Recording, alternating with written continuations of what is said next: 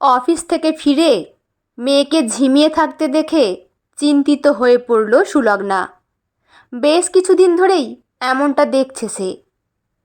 তার আদরের ছোট্ট পরী কেন যে এমন ঝিমিয়ে পড়ছে কিছুতেই সেটা বুঝতে পারছে না সুলগ্না।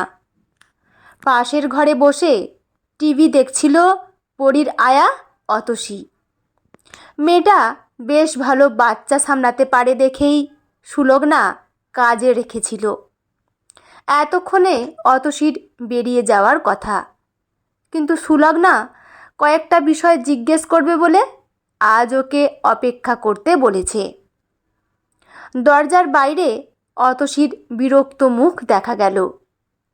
বাইরের বেরোনোর পোশাক পরে তৈরি হয়ে এসেছে সে, সঙ্গে হালকা প্রসাধন। বিরক্তি লুকানোর চেষ্টা না করেই বলল, আর কতক্ষণ অপেক্ষা করব বৌদি? ট্রেনের টাইম হয়ে যাচ্ছে, দেরি হলে বাড়ি ফিরতে অনেক দেরি হবে। বুড়ো শাশুড়ি আমার জন্য না খেয়ে বসে থাকে, ভালো লাগে না। 11টায় পরি ফল খেয়েছিল, চিকেন স্যুপ করা ছিল, খেয়েছিল তো দুপুরে? আসলে আজকাল মেয়েটা সন্ধেবেলা এমন ঝিমিয়ে পড়ছে না, খাওয়া দাওয়া ঠিকমতো করছে তো, নাকি খেতে চায় না আজকাল? সারা দুপুর হুটোপাটি করলে সন্ধেবেলা তো ঝিমুবেই। তোমার মেয়ে যা দুষ্টু, বাবারে বাবা, অনেক বাচ্চা দেখেছি, কিন্তু এমনটি দুটো দেখিনি। আর খাওয়া দাওয়া নিয়ে চিন্তা করো না বৌদি, যেমনটা তুমি বলে যাও তেমনটাই খাওয়াই, খেয়েও নেয় পড়ি। আর কিছু বলবে বৌদি? না, আসলে সারাদিন মেয়েটা তো আমায় ছেড়ে থাকে, মায়ের মন বোঝই তো সব, তাই একটু। অতসীকে নরম করার চেষ্টা করে সুলগ্না। রেগে গিয়ে মেয়েটা দুম করে কাজ ছেড়ে দিলে মুশকিল। এখনই নতুন লোক পাবে কোথায় সে?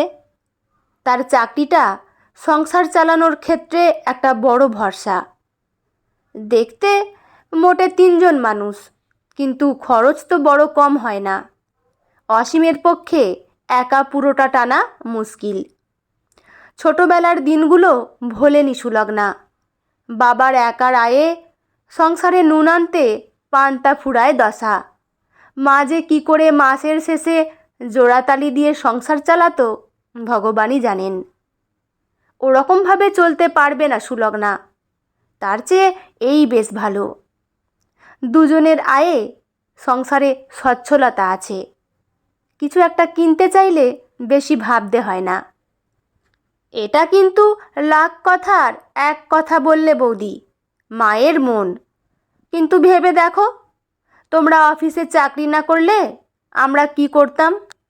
এই পৃথিবীতে ভগবান সবার জন্য কিছু না কিছু কাজ দিয়ে পাঠিয়েছে। এই শাড়িটা তোমার জন্য আনলাম। ব্যাগ খুলে একটা সস্তা সিল্ক শাড়ি বের করে সুলগ্না। আর চোখে দেখে অতসীর ঠোঁটের কোণে হাসি ফুটে উঠেছে।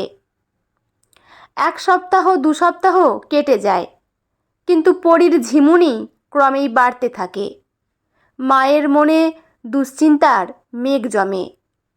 অফিসে মুখ কালো করে থাকতে দেখে সৌদামিনী কি হয়েছে জিজ্ঞেস করলে সুলগ্না দুশ্চিন্তার কথা খুলে বলে।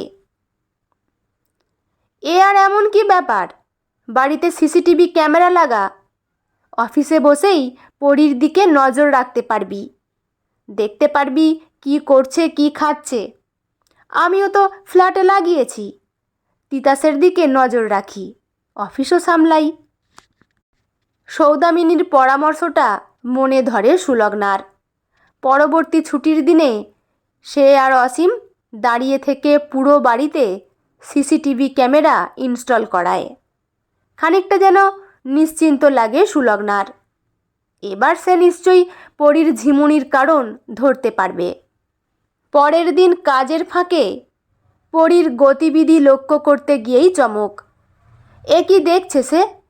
কেমন যেন ময়লা একটা জামা পরিয়েছে পরীকে, চোখে মুখে কেমন ময়লা ময়লা ভাব। তার আদরের মেয়েকে কোলে নিয়ে সদর দরজায় তালা লাগাচ্ছে অতসী। কয়েক মুহূর্ত বাদে ক্যামেরা ব্ল্যাঙ্ক। আর কিছু দেখতে পাচ্ছে না সে। ততক্ষণে সুলগ্নার মনের ঘরে দুশ্চিন্তার মাকড়সারা জাল বুনতে শুরু করে দিয়েছে। হঠাৎ অতসী পরীকে কোলে নিয়ে বেরোতে গেল কেন? তাও অমন ময়লা জামা পরিয়ে। অতসীর পরনের কাপড়টাও তো ছেঁড়া। তবে কি ছোট্ট পরী কোনো কিছুর জন্য প্রচণ্ড বায়না জুড়েছে? কিন্তু তার মেয়ে তো এখনো তেমন একটা কথাই বলতে পারে না। তাহলে হাত টাত নেড়ে কিছু কি চাইছে? কিন্তু বাড়িতে তো সারা মাসের জিনিস মাস পয়লাই কিনে আনা হয়, যাতে মাসের মাঝখানে কোনো সমস্যায় না পড়তে হয়। দরজায় তালা দিয়ে তাহলে কি আনতে গেল অতসী? যদিও হঠাৎ কোনো অসুবিধা হয় ভেবে অতসীর হাতে বেশ কিছু টাকা দেয়া থাকে। এটা অসীমের প্ল্যান। একটা কথা ভেবে সুলগ্নার হাত পা ঠান্ডা হয়ে গেল। তার পরীর কিছু হয়নি তো? কোলে তো পরী ঘুমোচ্ছিল, দেখে মনে হচ্ছিল যেন গভীর ঘুমে আচ্ছন্ন মেয়ে। তাই কি অতসী অমন ছেঁড়া জামা কাপড় পরে অত তাড়াতাড়ি চাবি দিয়ে দৌড়ালো? অতসীর নম্বরে ফোন করলো সুলগ্না। অপর প্রান্ত থেকে যে উত্তর ভেসে এলো তাতে স্তম্ভিত হয়ে গেল সে। ক্যামেরায় পরিষ্কার দেখেছে অতসী ঘুমন্ত পরীকে কোলে চাপিয়ে বাড়ির বাইরে নিয়ে গেল। অথচ সে যখন জিজ্ঞেস করলো, বলছে পরী নাকি ঘরের মেঝেয় বসে খেলনা ছড়িয়ে খেলছে। সে বলল ভিডিও কল করে দেখাতে। ঠিক তখনই ফোনটা ডিসকানেক্ট হয়ে গেল। নিজের চোখকে অবিশ্বাস করা সম্ভব নয়। কিন্তু অতসী এমন মিথ্যে বলছে কেন? পরীকে একা পেয়ে কি করছে অতসী? বাড়ি ফিরতে অতসী বলল, জানি না বৌদি, ফোনটা কিভাবে কেটে গেল। তুমি তখন হঠাৎ পরীর কথা জিজ্ঞেস করলে কেন? আমাকে দায়িত্ব দিয়ে কি তুমি নিশ্চিন্ত হতে পারছো না? শুকনো হেসে সুলগ্না বলল, তুমিই তো এতদিন মেয়েটাকে মানুষ করলে, তোমায় আমি নিজের থেকে বেশি বিশ্বাস করি। আসলে মেয়েটার কথা বড্ড মনে পড়ছিল, তাই ভাবলাম একবার কথা বলি। সুলগ্নার মনে হলো অতসী যেন হাঁপ ছেড়ে বাঁচল। তোমার মেয়ে তো আজকাল সব কিছু ছুঁড়ে ফেলে দেয়। মোবাইল দিলে যদি ছুঁড়ে ফেলে তাহলে আমার কি হবে বলো দেখি? তোমাদের মতো কথায় কথায় তো আর নতুন ফোন কিনতে পারবো না। জানোই তো বৌদি, আমার রোজগারেই গোটা সংসার চলে। আসি বৌদি, পরী আমার কাছে ভালোই থাকবে। রাত্রিবেলা ভিডিও দেখিয়ে সব বলতে অসীম স্তম্ভিত হয়ে গেল। স্বামী স্ত্রী মিলে প্ল্যান করলো কাল কেউই অফিস যাবে না। আগে ভাগেই মেল করে এমার্জেন্সি ছুটির দরখাস্ত করে রাখলো। এর শেষ দেখা দরকার। কোথায় নিয়ে যায় অতসী তার পরীকে? অফিসের জন্য রেডি হয়ে খানিক দূরে গিয়ে লুকিয়ে রইল সুলগ্না। চেনা ক্যাফেতে পুলিশ বন্ধুর সঙ্গে বসে রইল অসীম। সুলগ্না ফোন করলেই সে বেরোবে। নোংরা জামা পরা ঘুমন্ত পরীকে কোলে নিয়ে অতসীকে দরজায় তালা লাগাতে দেখে মাথা ঘুরে উঠল সুলগ্নার।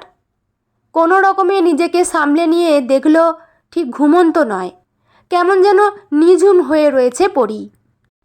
তবে কি অতসী ওকে কিছু খাইয়েছে? কোনো মুভমেন্ট করছে না কেন তার ছোট্ট মেয়েটা? সুলগ্নার বুকের ভেতরটা কেঁপে উঠল। আড়াল থেকে বেরিয়ে এসে অতসীর সামনে দাঁড়িয়ে বলল সে, এমন নোংরা জামা কাপড় পরিয়ে কোথায় নিয়ে যাচ্ছ আমার পরীকে?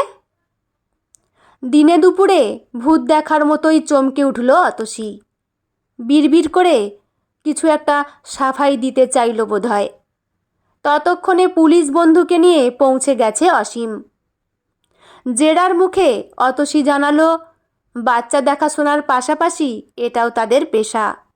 যেসব বাড়ির বাবা মা কর্মরত সেখানকার বাচ্চার মা বাবার অগোচরে সামান্য নেশার ওষুধ খাইয়ে ময়লা জামা কাপড় পরিয়ে বাচ্চা কোলে নিয়ে ছেঁড়া কাপড় পরে তারা ভিক্ষায় বেরোয়। কোলে বাচ্চা দেখলে লোকে বেশি বেশি ভিক্ষা দেয়। এভাবে ডবল রোজগার হয় তাদের। এতটুকু বাচ্চাকে নেশার ওষুধ শুনেই শিউরে উঠল সুলগ্না। কার কাছে তার ছোট্ট পরীকে নিশ্চিন্ত মনে রেখে চাকরিতে যাচ্ছিল সে? এতদিন কি ভয়ঙ্কর বিভীষিকা সহ্য করেছে তার ছোট্ট মেয়েটা। এবার কি করবে সে? কিভাবে ওই ট্রমা থেকে বাঁচাবে মেয়েকে? ভাগ্যিস সৌদামিনী সিসিটিভি ক্যামেরা লাগাতে বলেছিল, নইলে আরও কতদিন এভাবেই। কিন্তু বুকের গভীরে যে ক্ষত তৈরি হলো, সে ক্ষত কি মিটবে কখনো? এই বিরাট শহরে তার আদরের ছোট্ট পরীকে দেখাশোনার জন্য আর কাউকে কি সে কখনো বিশ্বাস করতে পারবে?